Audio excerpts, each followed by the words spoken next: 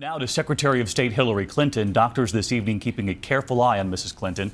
We reported last night here on their discovery, that blood clot right next to her brain. Tonight we know former President Bill Clinton and their daughter Chelsea have been by her side, and the first message from Chelsea on Twitter. Here's ABC's Sharon Alfonsi now.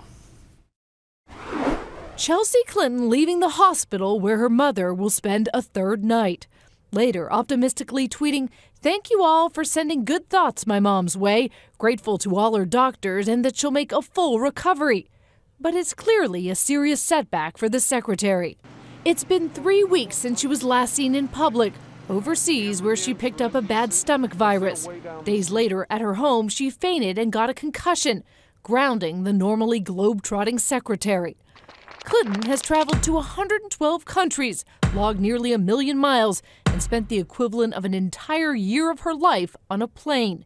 Recently telling Barbara Walters she was eager to step down as Secretary of State. Why are you leaving? I've been, as you know, at the highest levels of American and now international activities for 20 years, and I just thought it was time to take a step off. I wanted to take some time and just really collect myself. Are you exhausted? I am. Clinton told the New York Times she was looking forward to sleeping, exercise, and relaxing watching HGTV. Still, those who've watched her for decades, from First Lady to candidate to the most traveled Secretary of State ever, wonder if that's in her DNA.